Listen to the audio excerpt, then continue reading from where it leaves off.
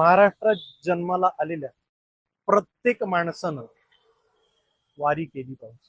परवा एका वारकरी होता, त्याला मी विचारलं की काय मागणार आहात, तर तो मला त्यांनी फार छान उत्तर दिलं. तो म्हणाला, मागायला नाही, भेटायला चाललोय. दरवर्षी मी जेव्हा वारीसाठी बारामतीत येतो, काटेवाडीला मी जेव्हा शूटिंग करायला जातो, तेव्हा हक्कानी निरोप येतोच की कुठपर्यंत आहात, किती वाजता येणार आहात. आणि दरवर्षी अजितदादांच्या जे घर आहे काटेवाडीचं, तिथे मला जेवणाचं आमंत्रण असतंच. पहिली भेट सकाळी 6 वाजता, पावणे 6, 6:30, 4:30, 5ला उठून अजितदादा रेडी असायचे.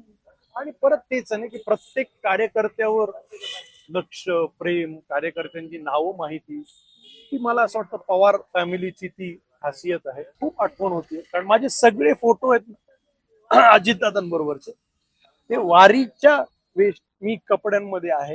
कारण प्रत्येक वर्षीचे फोटो हे वारीतलेच आहेत माझे. वारीत काटेवाडीला आलोय, त्यांना भेटलोय. बारामतीत आलोय, त्यांना भेटलोय. मेंढ्यांचं रिंगण वगैरे कव्हर करून मी उशीर झाला. त्यांनी घड्याळ बघितलं, 3:30, पावणे 4 झाले होते दुपारचे. संदीपजी, मला काय वाटलं ते वाट बघतात आणि मी उशीर. त्याचं नाही, पावणे 4 वाजले, वेळेत जेवत जा, शूटिंग वगैरे होत राहील. एक फार छान व्हिडिओ आहे, त्या व्हिडिओचा मी स्क्रीनशॉट घेतला की त्यांनी असं माझा हात हातात धरलाय आणि ते निघत होते, तेव्हा आम्ही असं बोलत होतो. माणूस म्हणून आतून बाहेरून बदललो. अनेक वेळा आपल्याला यश मिळाल्यानंतर थोडं तरी आपण जमिनीच्या वर थोडे गेलो की वारी परत आपल्याला जमिनीवर आणून ठेवते.